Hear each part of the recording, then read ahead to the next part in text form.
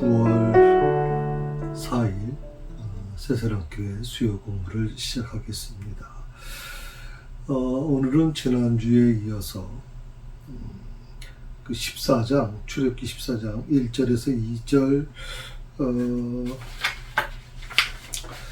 3절 4절까지 아마 좀 할 수 있을 것 같은데요. 한번 좀 보시면 좋겠습니다. 한번 14장 1절에서 4절까지 말씀을 한번 같이 읽도록 하십시다. 여호와께서 모세에게 말씀하여 이르시되 이스라엘 자손에게 명령하여 돌이켜 바다와 믹돌 사이에 비하히롯 앞 곧 바알수본 맞은편 바닷가에 장막을 치게 하라. 바로가 이스라엘 자손에 대하여 말하기를 그들이 그 땅에서 멀리 떠나 광야에 갇힌 바 되었다 하리라. 내가 바로의 마음을 완악하게 한즉 바로가 그들의 뒤를 따르니 내가 그와 그의 온 군대로 말미암아 영광을 얻어 애굽 사람들이 나를 여호와인 줄 알게 하리라 하심에 무리가 그대로 행하니라. 아멘. 지난주에는 그 이스라엘 백성들이 이제 애굽을 떠나서 이제 홍해를 맞닥뜨리는 과정에 대한 말씀을 좀 드렸죠. 지난주에 제가 말씀드린 것 중에 가장 중요한 부분이 뭐냐면 하나님께서 이스라엘 백성들을 애굽을 떠나게 만드셨고 그리고 이제 그 광야 속에 그 홍해를 이제 맞닥뜨리게 하셨는데 거기서 가장 중요한 질문이 뭐냐면 하나님의 목표가 뭐냐, 이스라엘 백성들을 출애굽시키는 것이냐 하는 겁니다. 그 많은 지금까지 우리가 알고 있는 것 중에 하나가 이제 출애굽시키는 것이 목적이라고 생각을 했거든요. 목표라고 생각을 했단 말이죠. 하나님의 목표.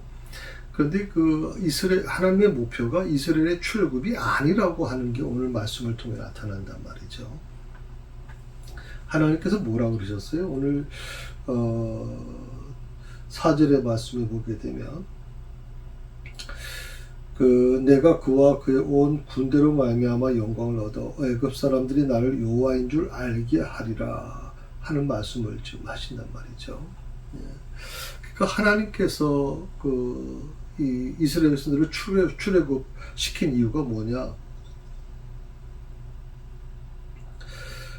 이스라엘 백성들이 잘못 착각한 것 중에 하나가 뭐냐면 하나님이 우리를 사랑하시니까 우리 민족이 그럴 능력이 있는 그런 민족이니까 또 하나님께서 우리 조상에게 약속한 아브라함에게 약속한 그 약속을 지키시기 위해서 우리를 출애굽시켰다고 얘기를 하는데 그것도 물론 틀린 말은 아니에요.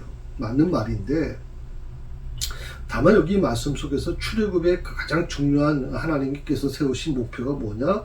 바로 바로와 그 애굽 사람들에게, 특히 그 바로와 애굽은 어떤 나라였어요? 세계를 지배하는 나라잖아요. 그러니까 바로와 애굽 사람들이라고 하는 것은 결국 세계 모든 사람들에게 하나님이 누군지를, 하나님이 누구신지를 알게 하는 게 목적이에요. 하나님이 누구신지. 그걸 위해서 하나님은 이스라엘 민족을 선택하신 거예요. 이스라엘 민족은 당시에 가장 약한 민족이었어요. 그럼에도 불구하고 하나님의 쓰임을 받았던, 하나님의 부름을 받았던 이유는 뭐냐면 그 민족이, 이스라엘 민족이 무슨 특별한 민족이 아니라 능력이 많은 민족이 아니라 어떻게 보면 하나님께서 가장 약한 민족을 택하신 이유는 바로 그 이스라엘 민족을 통해서 하나님이 영광을 받으시려고 하는 거예요. 우리가 이 신앙생활을 해 나가면서 목회자도 마찬가지고 우리 성도도 마찬가지일 겁니다. 가장 우리가 조심해야 될 게 뭐냐면 하나님이 나를 부르신 이유가 뭐냐, 하나님이 나를 부르신 목적이 뭐냐라고 하는 것을 정확히 알아야 됩니다. 이 목적을 잃어버리게 되면 하나님의 그 나를 부르신 그 의미, 목표를 잃어버리게 되면 결국 어떻게 되냐면 가서는 안 되는 길을 우리가 걷게 되는 것이죠. 하나님께서 이스라엘 백성들로 하여금 하나님이 누군지를 깨닫게 하는 거예요. 하나님이 누구신지를. 그들이 400년 동안 하나님께 기도하고 부르짖었다고 하지만 하나님이 누군지를 잘 모르는 거예요. 어떤 분인지는 모르는 거죠. 그리고 하나님을 어떻게 경외하는지도 몰라요. 그리고 하나님과 하나님의 종을 어떻게 신뢰하는 것도 잘 몰라요.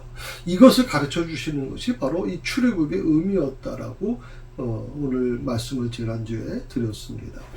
오늘 1절 2절에 있는 말씀 내용을 좀 보시면 한번 다시 한번 읽어볼까요? 여호와께서 모세에게 말씀하여 이르시되 2절입니다. 이스라엘 자손에게 명령하여 돌이켜 바다와 믹돌 사이에 바하이롯 앞 곧 바할수본 맞은편 바닷가에 장막을 치게 해라. 여기 이제 중요한 단어가 몇 개 지명이 나오죠. 믹돌이라는 지명과 비하이롯이라고 하는 지명, 그리고 바알스본 맞은편 바닷가에 라고 하는 지명이 이제 나오게 됩니다.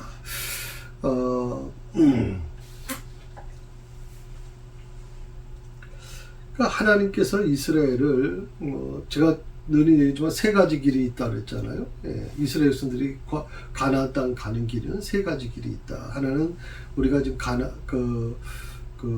이스라엘 지금 전쟁 중에 있는 가자지구라고 하는 그것을 통해서 옛날에 과거에는 그 가자지구가 지금도 팔레스틴이 지배하고 있지만 과거에는 이제 블레셋이 지배하는 지역이었거든요. 그러니까 바로 이 블레셋 지역인 그러니까 애굽으로부터 그 지중해를 거쳐서 쭉 바닷가를 타고 올라가면 바로 가자지구를 거쳐서 이제 올라가는 가나안, 이게 가장 빠른 길이죠. 두 번째는 뭐라 그랬어요? 예, 홍해 밑으로 내려가서 그다음에 그 광야 사막을 거쳐서 이제 올라가는 길, 그게 이제 두 번째 길이고, 마지막 세 번째 길이 조금 한참 내려갑니다. 지도 중에서 이제 그 홍해가 있으면 홍해 강 밑에까지 내려가셔서 그러면 쭉 올라가게 되죠. 모압 땅을 거쳐서 이제 쭉 올라가서 요단강 쪽으로 해서 올라가는 길. 이게 이제 왕의 대로라고 이렇게 얘기를 보통 하는데 가장 먼 길입니다.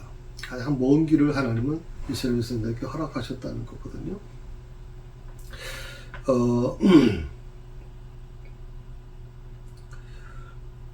그러니까 하나님께서 이 이스라엘 자손에게 홍해 바닷가에 바하히롯 앞에 장막을 치라고 그렇게 얘기합니다.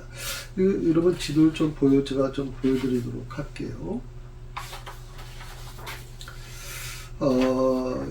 혹시 보실 수 있을지 모르겠어요. 예, 보이시겠나요? 네. 아마 그 영상에는 다른 지도를 좀 보여드릴 것 같은데, 여기 보게 되면 이런 부분이 있습니다. 바히롯이라고 하는 건 바로 요걸 얘기하는 거죠. 그리고 바알수본이라고 하는 것은 여기, 그러니까 양쪽이 전부 다 이제 홍해를 기점으로 해서 양 건너편이에요. 강을 건너, 바다를, 이게 홍해라고 하는 바다를 건너서 양쪽으로 돼 있단 말이죠. 예. 그런데 하나님께서는 이 바알스본이라고 하는, 우리 2절에 보면 내오잖아요. 바알스본 맞은편 바닷가에 바로 이 바하히롯이라고 하는 곳에 장막을 치게 해라. 밋돌과 바하히롯 사이.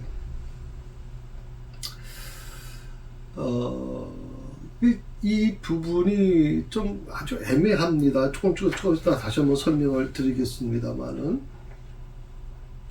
그러니까 군사 전문가의 입장에서 보게 되면 아주 안 좋은 곳에 진을 치게 하셨다라고 하는 것이죠.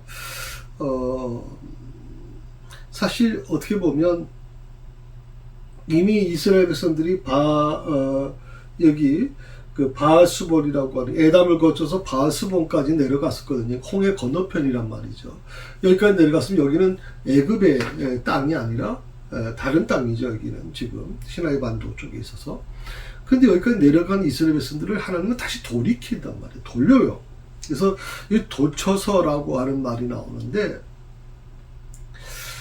바로 이 부분이 참 어떻게 보면 이해가 안 가죠. 이미 홍해 바다를 우회해가지고 밑에 바알스본까지 나왔는데, 바알스본까지 온 이스라엘 백성들 다시 또 돌이켜서 다시 건너편에 믹돌과 그다음에 비하히롯이라고 하는 요 사이에 진을 치라고 하는 거예요. 여긴 예굽 땅입니다. 아마 이 바로가 이 정보를 이제 받았습니다. 예, 그러니까 이들이 뭐 그 건너편에 바알스본 쪽에 이제 머물렀다가 다시 비하이롯, 맥돌과 비하이롯 사이에 다시 돌아와서 진을 쳤습니다. 아마 바로도 처음에 이해를 못했을 거예요. 왜? 여기는 애굽의 땅이란 말이죠. 그러니까 애굽의 땅으로 다시 돌아온 거예요. 그러니까 바로가 어떤 마음을 갖고 있습니까?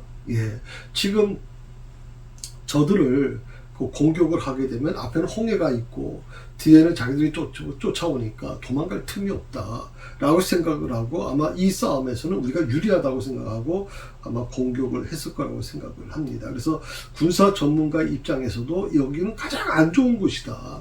가장 불리한 곳이고 도망갈 곳이 없다. 그러니까 이걸 뭐라고 표현하냐면 도관의 쥐가 되었다라고 해요. 도관의 쥐. 성경 연구가들에 의하면 바로 이 옆에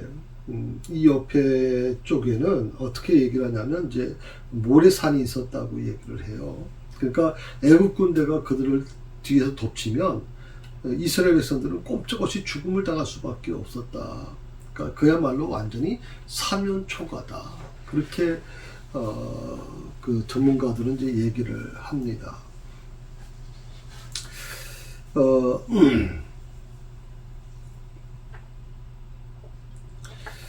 특별히 오늘 1절에서 2절에 있는 말씀, 4절까지 우리가 읽었습니다만은,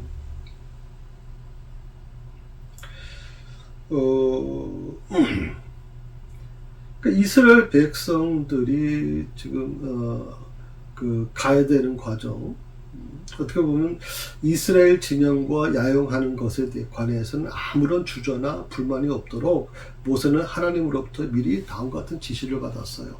두 가지인데 첫 번째가 그들이 가야 할 곳에 대해서 1절, 2절의 말씀에 분명히 얘기하고 있죠. 네. 그러니까 그들은 이스라엘 백성들은 광야 변두리까지 이르게 되었기 때문에 한두 구역만 가면 다시 말씀드리면 아까 좀 말씀드린 바알스본이라고 하는 여기 홍해 건너편에 여기에서 조금만 더 가면 바로 여기 신의 호렙산이거든요. 하나님께 제사 드리도록 지시된 땅, 그 산이죠. 호렙산에 도달할 수 있어요. 그런데 놀랍게도 하나님은 이스라엘 백성들을 곧장 나아가는 것을 금하시고 그들의 행로를 어떻게 해요? 오른편으로 돌이켜서 홍해를 향해 가도록 하셨단 말이죠. 모세는 여기서 다음과 같은 사실을 알게 돼요. 3절에 보게 되면 이런 말이 있습니다. 바로가 이스라엘 자손에 대해 말하기를 그들이 그 땅에서 멀리 떠나 광야에 갇힌 바 되었다 하리라. 광야에 갇힌 바 되었다. 바로가 이스라엘을 멸망시키려 하고 있다는 것을 알게 됐죠. 두 번째가 4절의 말씀인데 4절 같이 있습니다. 내가 바로의 마음을 완악하게 한즉 바로가 그들의 뒤를 따르리니 내가 그와 그의 온 군대로 말미암아 영광을 얻어 애굽 사람들이 나를 여호와인 줄 알게 하리라 하시매 무리가 그대로 행하니라. 하나님께서 바로를 멸망시키려고 작정하셨다는 거예요. 첫 번째는 바로가 이스라엘을 멸망시키려고 그렇게 계획을 이미 세웠다는 거, 그렇게 준비했다는 거고, 두 번째는 뭐냐면 하나님께서 바로를 멸망시키려고 작정하셨다. 그리고 그 계획을 이루고자 이 길을 택하신 것이다. 그러니까 하나님께서 바로 아까 얘기한 것처럼 바알스본이라고 하는 것에 머물렀던 이스라엘 백성들을 다시 돌이켜서 믹돌과 비하이롯이라고 하는 건너편, 홍해 건너편, 애굽의 땅이 속한 곳에 다시 돌이키게 만드신 이유가 뭐냐? 바로 이 부분이에요. 하나님께서 바로를 멸망시키려고 작정하셨다라고 하는 거예요. 그걸 이스라엘 백성들을 이렇게 보면 조금 좀 하나님께서 너무하신 거 아닌가 생각을 하겠지만, 바로로 하여금 마치 먹이가 자기가 원하는 지역 그 장소에 모기가 이제 다가올 때까지 기다렸다가 그 모기를 바로 보는 순간 바로는 이 모기는 내가 잡을 수 있어. 이제 끝났어. 라고 지금 자신만만하게 이제 군대를 오지 않습니까? 하나님께서는 바로 이 바로의 마음을 완악하게 하시기 위해서 이스라엘 백성들을 그렇게 사용하셨는가라고 하는 부분에 대해서는 뭐 그렇다고 볼 수밖에 없죠.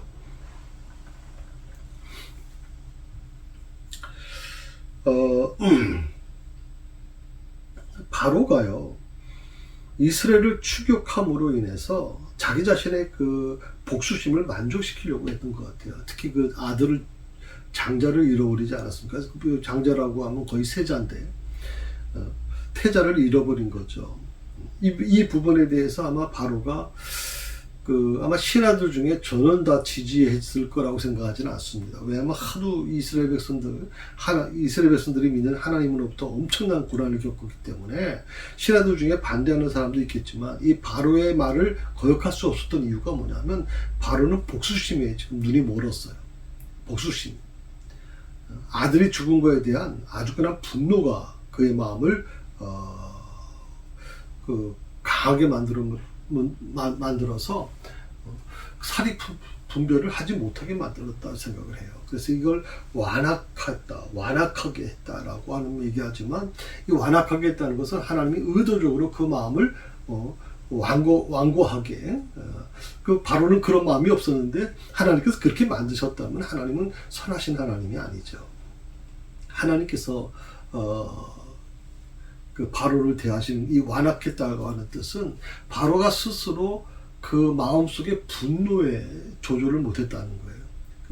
그 아들의 죽음에 대한 이 복수심에 눈이 멀어서 이것을 하나님께서 방치해 두셨다라고 하는 것이죠. 오늘도 지금 저는 마찬가지로 생각해요. 오늘도 내 안에 사람의 마음 속에는요 늘 악한 것이 존재해요.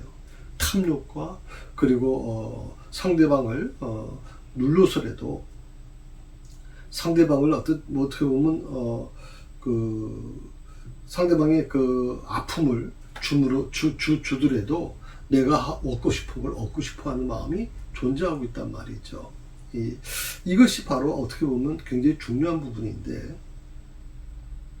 바로 이 바로의 이 완악한 모습, 이 복수심에 만족한 이 모습이 오히려 그 자신에 관한 하나님의 계획이 성취되는 것을 촉진시켰다 하는 거예요. 그래서 이 부분이 굉장히 좀 중요하다고 생각을 합니다. 우리가 어떤 그 일을 하든 간에 그것은 하나님의 계획 속에 있습니다. 저는 하나님의 섭리 속에 있다고 믿습니다. 그 하나님의 섭리 속에 있는 것을 내가 뭘 하려고 하면 그것이 더 촉진될 수 있는 가능성이 있죠.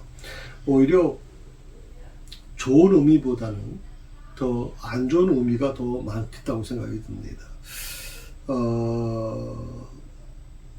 물론 이제 오전에 말씀을 보게 되면 그런 부분에 있어서 조금 더 아마 구체적으로 이렇게 얘기하죠. 그 백성이 도망한 사실이 애굽 왕에게 알려짐에 바로와 그의 신하들이 그 백성에 대하여 마음이 변하여 이르기를 우리가 어찌 이같이 하여 이스라엘을 우리를 섬김에서 놓아 보내었는가 하고. 아니 이거 누가 지시한 거예요? 바로가 지시한 거잖아요. 그 모든 신하들이 다 그렇게 동의한 거 아니에요. 그런데 갑자기 오전의 말씀에 백성이 도망한 것을 애굽 왕에게 고하매 도망했다라고 하는 표현이 참 재밌는 표현이죠. 예, 성경은 그렇게 얘기하지 않습니다. 원래 도망했다라고 하는 표현보다는 애굽 사람들이 제발 나가달라고 애원해서 이스라엘 백성들이 당당한 모습으로 이제 나왔잖아요. 근데 갑자기 도망했다라고 하는 표현을 오늘 그 애굽 바로 왕에게 보고한 내용을 보면 아마 이 이스라엘 백성들을 감시하는 첩보를 하는 병사들이 아마 있었던 것 같습니다. 이 말을 이 바로가 듣고 나서 좀 몇 가지 좀 생각을 하게 됐죠. 그래서 그 부분에 대한 부분은 좀 구체적인 부분은 따로 말씀을 드리겠고요. 이거 큰 문제만 얘기한다면 첫 번째, 바로가 이스라엘 백성이 떠나도록 묵인했던 것을 후회했다. 묵인했다라고 얘기를 했거든요. 그러니까 바로가 공식적으로 공식적으로 이렇게 바로가 지시한 건 아닌 것 같아요. 묵인했다라고 하는 것은 아마 그런 어떤 신하들이 주장한 것을 바로가 이제 묵인했다라고 하는 건데,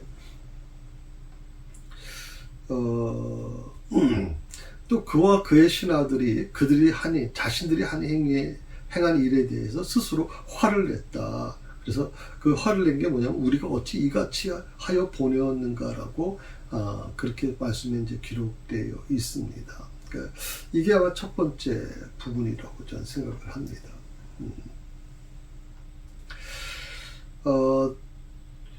그 두 번째 그 부분은 뭐냐면 바로는 가능하다면 이스라엘 백성들을 강제로 돌이키게 하거나 그들에게 복수하기로 결심하는 내용이 오늘 14장에 나와 있거든요.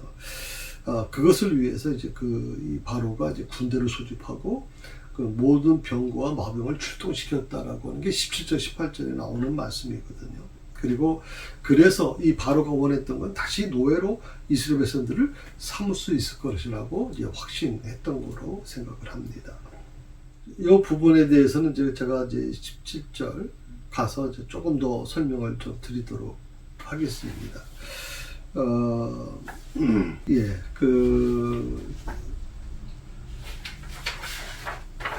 3절, 4절 말씀을 한번 보십시다. 3절, 4절 말씀. 우리가 좀 계속 말씀을 같이 나누고 있는데요. 바로가 이제 진을 치라고 한 이 작전 명령, 바닷가에 진을 치라고 하는 이 작전 명령에는 하나님의 지혜가 담겨져 있다고 성경이 얘기하고 있는 거예요. 바닷가에 진을 치라.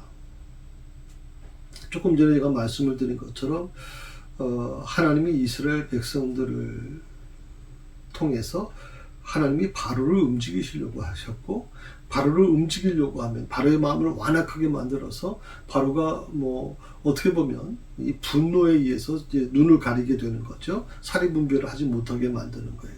그렇게 하려면 결국에는 이스라엘 백성들이 바로가 생각할 때 충분히 우리가 공격해서 다시 포로로 잡을 수 있다라고 하는 그런 위치에 있어야 되기 때문에 아까 말씀드린 것처럼 바알스본이라고 하는 곳에서 다시 돌아서 믹돌과 바히롯이라고 하는 애굽 땅으로 다시 돌아가게 만들었단 말이죠. 그러니까 바로가 우린 충분히 이 정도라면 우리가 충분히 공격할 수 있어 라고 지금 생각했을 거라고 생각하죠.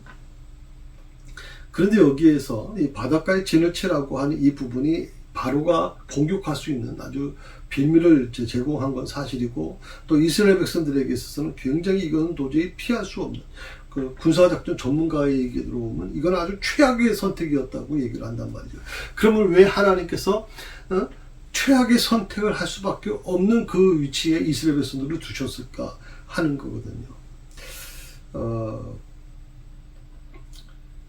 이 부분에 대해서 조금 논란은 있을 수 있습니다. 그러니까 하나님께서 이스라엘 백성들을 도관에 갇힌 것처럼 만들어서 결국 애굽인들을 유인해내고자 했다는 건데, 이렇게 보면 이제 이스라엘 백성들이 마치 뭐라고 표현하면 좋을까요? 그러니까 하나님이 이스라엘 백성들을 그렇게 이용을 하셔서, 물론 거기에는 하나님이 또 다른 계획이 있었겠죠. 그렇지만 이스라엘 백성들을 도관에 갇힌 쥐처럼 만들어버리는 이 부분이 과연 옳았는가에 대한 부정적인 시각도 물론 있는 건 사실입니다. 다만 거기서 가장 중요한 것은 애굽인들을 유인해내는 것이고, 이 기회를 통해서 하나님이 바로라고 하는 바로라는 그 애굽 왕을 아주 혼내시려고 작정하셨고, 이것을 통해서 하나님의 이름이 높아지기를 원하셨습니다. 조금 다시 한번 말씀드리면, 바알스본에서 바히롯이라고 하는 믹돌과 그 사이에 진을 치게 만든 이유는 애굽인들에게 이스라엘 백성에 대한 미련을 버리지 못하게 하신 거예요. 그리고 하나님께서 그들에게 살아계신 하나님을 알게 하고자 하셨다 하는 거예요. 분명 하나님께서 10가지 재앙을 통해서 애굽 사람들에게 여호와가 하나님이심을 가르치려고 했고, 또 아마 이스라엘 애굽 사람들 중에는 그 하나님의 존재를 느끼고 개종한 사람들도 있고, 그들 중에서는 이제 애굽 사람들, 이스라엘 백성들과 같이 출애굽한 사람들도 있습니다. 그런데 성경 전체를 보게 되면 애굽 사람들이 아직도 여호와가 하나님이신지를 몰랐다라고 얘기를 하는 거예요. 아직도 10가지 재앙을 겪으면서도 바로도 아직도 하나님의 존재를 알지 못했다. 이스라엘 애굽의 신하들도 역시 마찬가지고, 애굽 사람들도 이제 처음에는 뭐 장자의 죽음을 통해서 두려움 때문에 이제 이스라엘 백성들을 강제로 나가라고 그렇게 요구했지만, 시간이 지나면서 점점점 이 이스라엘 백성들의 그 빈자리가 커질 수밖에 없는 거예요. 수백만 명의 일자리가 여러분 없어졌다고 생각하면 정말 애굽 사람들 입장에서는 기가 막힐 수밖에 없는 거거든요.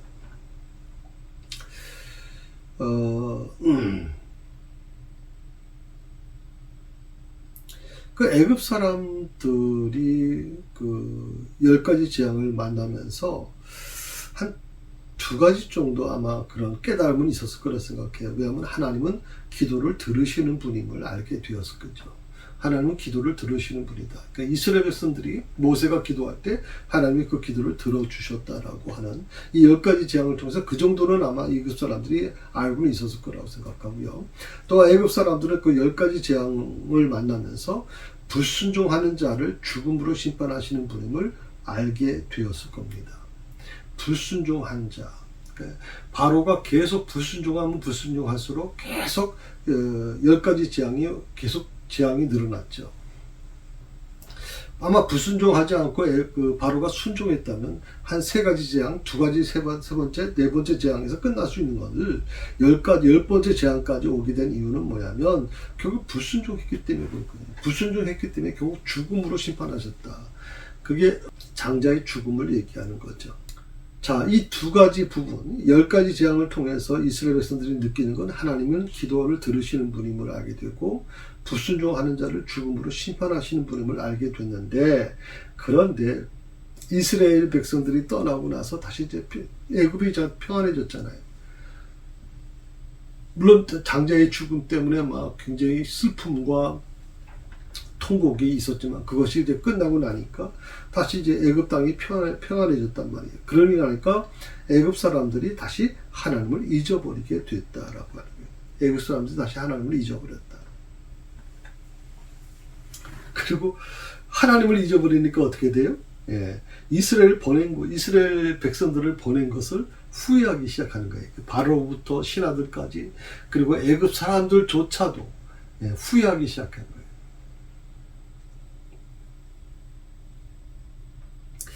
그 사람이라는 게요, 늘 그런 생각을 해요. 고난을 받을 때는, 고난을 만났을 때는 정말 하나님께 나아가 부르짖고 울부짖고 하나님 금식 기도도 하고 하나님 살려주세요. 만약 하나님이 살려주시면 내가 정말 이렇게 주님의 뜻을 이룰 겁니다. 주님께 이렇게 소원 기도까지 하고 대단하게 하지만 그런 문제, 그 어려웠던 문제가 다 해결되면 어떻게 될까요? 아팠던 몸이 다 건강하게 회복되면 어떻게 돼요? 하나님에 대한 그 은혜, 그 은혜가 얼마나 갈까요, 여러분? 어려웠던 사업이 다시 정상으로 돌아와서 편안해지면 어떻게 될까요? 하나님께 처음에는 감사하겠죠. 그러나 그 감사가 얼마나 갈까요? 참 우리 인간은요, 참 조석변으로 바뀌어져요. 처음부터 그렇다는 게 아니라 처음에는 그래도 그 하나님의 은혜를 생각하고 또 그렇게 살아보려고 노력을 하겠죠. 그런데 시간이 지나면 모든 게 다 편안해지고 원래의 모습으로 돌아가게 되면 언제 그랬냐는 식으로 하나님을 잊어버리게 된단 말이죠.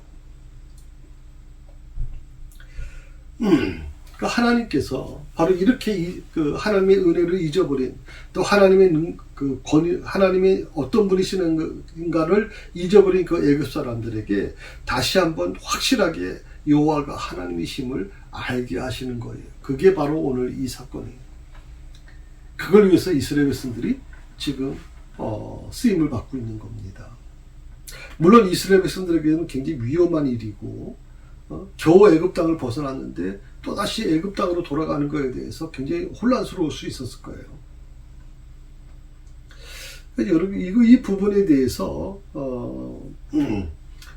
우리가 좀 깊이 생각해봐야 될 게 뭐냐면, 하나님을 아는 것이 어떤 거냐, 하나님을 아는 것이 쉽냐. 오늘 말씀을 보니까 굉장히 좀 어려운 일이라고 생각을 했어요. 하나님을 아는 게 결코 쉬운 게 아니다. 어렵다. 우리가 신앙생활을 하는 게 쉽냐? 저는 어렵다고 생각합니다. 보이지 않는 하나님을 나의 하나님으로, 나의 구원자로 고백하고, 그 하나님께서 오늘 나의 아버지가 되주시고 나의 모든 것이 되주신다 하는 것에 대해서 우리가 입으로는 고백하면서도 그걸 삶으로 실천해 나간다는 게 결국 굉장히 어렵죠, 여러분. 신앙생활을 저는 쉽다고 생각하지 않습니다. 우리 한국교회가 그동안 과거에 너무 쉽게 이 구원에 대해서 설명을 해줬습니다. 그냥 교회 나와서요, 등록하면 다 구원받아요. 하나님의 나라 갈 수 있어요. 천국 갈 수 있습니다. 예수님에 대한 신앙 고백, 아버지 하나님, 저는 우리가 보통 전도할 때 사용하는 어떤 전도지에도 그게 나오잖아요. 저를 용서해 주십시오. 저는 이제 하나님의 자녀가 되었습니다. 그렇게 이제 그 고백을 하는 시간이 있는데 그걸 따라하세요. 그래서 고백을 시키잖아요. 그러면 이제 당신은 하나님의 자녀가 되었습니다. 이제 하나님께서 당신을 이제 천국 시민으로, 천국 백성으로 인정하셨습니다. 이제 하나님의 자녀로서 당당하게 살아가십시오. 이게 우리가 이렇게 보통 얘기한단 말이죠. 교회를 보면 이제 교회 등록카드를 제출하고 하면 이 사람은 이제 하나님의 백성이야 라고 얘기할 수 있습니다. 그렇게 보통 우리가 알아왔죠. 예수 이름 믿으면 다 구원받는다고 그렇게 생각했잖아요. 근데 예수 이름 믿는 것이 잘못된 게 아니에요. 그 말이 틀린 말은 아니에요. 그런데 예수 믿는 게 뭐냐라는 거예요. 교회 와서 등록하고, 교회 와서 예배를 드리고, 교회 와서 기도를 하고, 봉사를 하고, 헌금을 하는, 이것이 예수 믿는 거냐 라고 하는 것에 대해서 우리는 그것이 바로 예수 믿는 것이라고 그렇게 설명해 줬거든요. 이것이 지금 우리 한국교회를 지금 무너뜨리고 있어요. 한국교회를 위험하게 만들고 있는 거예요. 저는 그래서 마음이 좀 아파요. 무엇이 옳고 그런 거에 대한 것을 가르쳐 주질 않았어요. 그냥 무조건 예수 이름 믿으면, 예수 이름을 고백하면, 나 예수 믿습니다 라고 고백하면 다 구원받았다고 얘기를 하니까, 오늘 이 부분에 대해서 예수 믿는 게 과연 뭔지에 대해서 설명을 잘 안 하려고 했던 거죠. 예수 믿으면 어떤 불이익이 있고, 예수 믿으면 어떤 어려움이 존재할 수 있는 거에 대해서 설명을 안 한 거죠. 예를 들어서 이스라엘 백성들이 출애굽 했지만 바알스본에 있으면 얼마든지 빨리 달아날 수 있잖아요. 애굽 그 군대가 쫓아와도 빨리 조금만 더 가면 이제 호렙산에 도착할 수 있고, 또 가나안으로 갈 수 있잖아요. 애굽 군대도요, 함부로 군대를 움직일 수 없는 게, 자기네 땅이 아닌 다른 지역으로 들어가게 되면 결국 전쟁을 일으키기 때문에 결국 쉬운 일이 아닙니다. 그렇기 때문에 애굽 군대도 머뭇거릴 수밖에 없는데, 지금 놀랍게도 바알스본에 있던 애굽 땅이 아닌 다른 시나이 반도에 있는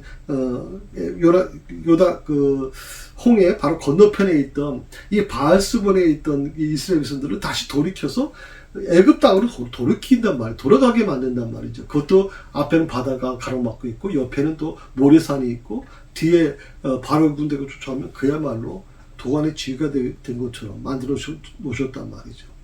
물론 하나님의 계획이 있다는 걸 알면서도 이스라엘 백성들이 얼마나 힘든 부분이었을까 하는 걸 생각을 해봐요. 우리가 예수 믿는 것이 그렇게 쉬운 일이라면 이 세상의 사람들이 못 믿을 게 뭐 있겠어요, 여러분. 지금 우리가 이 구원의 길을 선택한, 하나님께서 내게 구원의 길을 열어주신 것은 예수 그리스도의 십자가 사건을 통해서 예수님이 죽음을 통해서 얻어진 거예요. 예수님의 죽음과 부활을 통해서 내가 얻어진 거란 말이죠. 그런데 그것은 다 어디로 사라져 버리고 그냥 예수 이름 믿으면 다 구원받아요 라고 하니까, 하나의 예수 믿는 것이 무슨 뭐라고 표현하면 될까요? 무슨 티켓 하나 얻은 것처럼 생각을 하는 경우가 많이 있었잖아요. 여러분, 하나님을 아는 것은 결코 쉬운 일이 아니에요. 눈에 보이는 분 보는 것을 믿는 것도 쉽지 않은데 눈에 보이지 않는 하나님을 어떻게 믿을 수 있겠어요? 그리고 더욱이 그분이 이 세상을 만드시고 이 역사를 주관하고 계시고 생사를 주관하고 계시는 분이고 그분이 나를 만드신 분이고 나를 인도해 가신다고 하는 것이 여러분 그게 말로는 그렇게 얘기하지만 이게 쉽겠어요, 여러분? 하나님을 아는 건 저는 솔직히 말씀드려서 어려운 일이라고 생각을 해요. 우리가 주일날 와서 예배를 드리는 거 이거 쉬운 거 아닙니다. 왜? 예배를 드리면서 그 예배 속에 하나님의 임재를 경험하고 하나님과 내가 하나라고 하는 내가 하나님의 자녀임을 깨닫는 시간인데 그걸 알고 돌아가는 성도가 과연 얼마나 될까요, 여러분?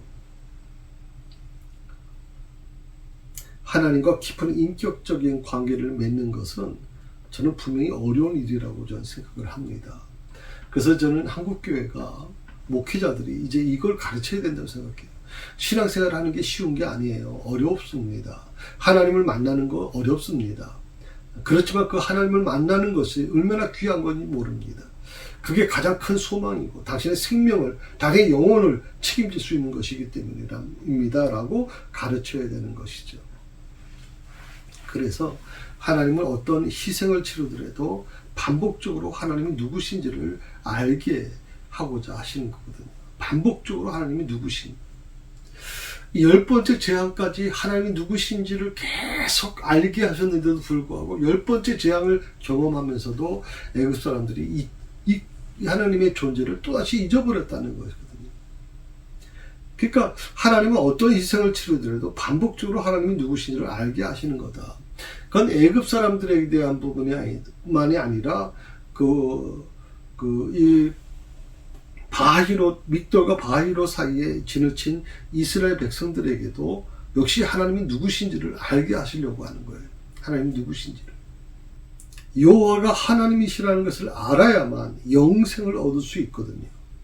바로 이 여호와가 하나님이신 것을 알게 하는 작업이 바로 하나님은 이 바알스본에서 다시 비하이로시라고 하는 땅으로 이동시킨 이유가 바로 그겁니다.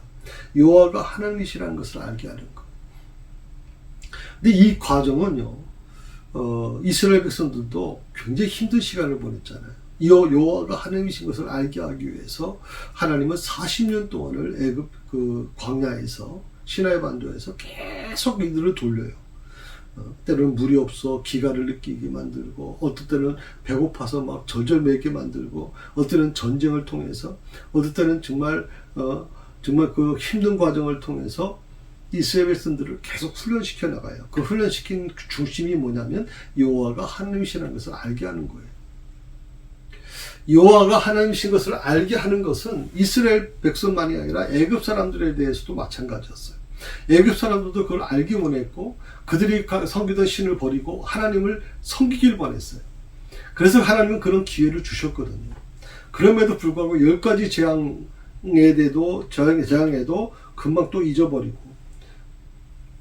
그리고 이스라엘 백성들을 결국에는 또다시 공격하며 이스라엘 백성들을 포로로 잡으려고 하는 그들의 모습 속에서 여호와가 하나님이시라는 것을 알게 하는 게 얼마나 어려운 건가.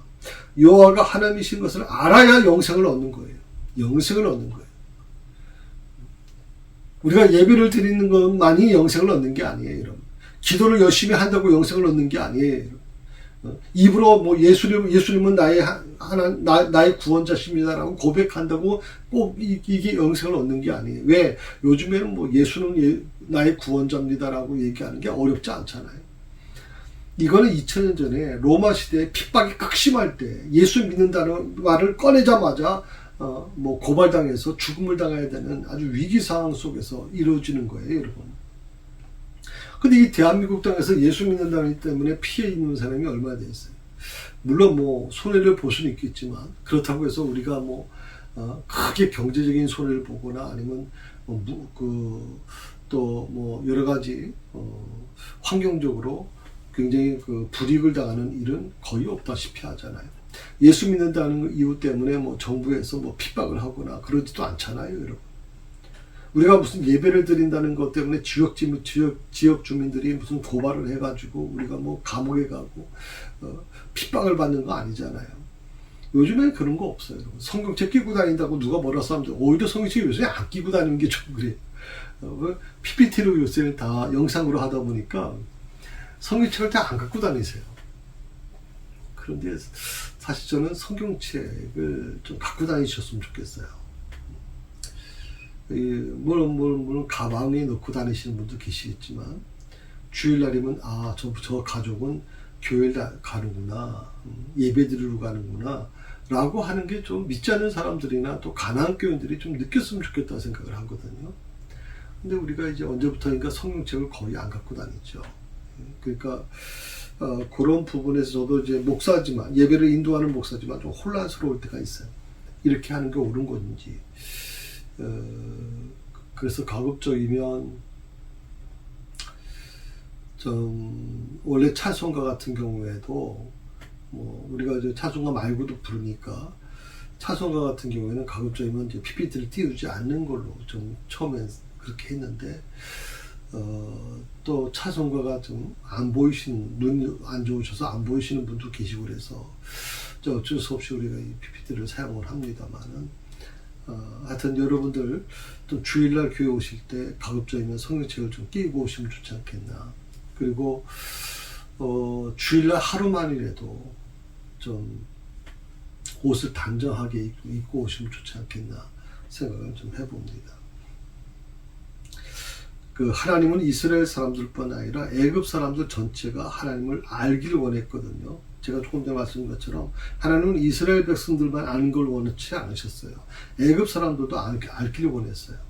그들이 하나님은 누구신지 알기 원했어요. 그리고 애굽 사람들을 통해서 결국 세계 만방의 사람들이 하나님이 어떤 분이신지를 알기 원했고, 그 10가지 재앙은 바로 그 하나님을 아는 과정에 대한 설명이에요.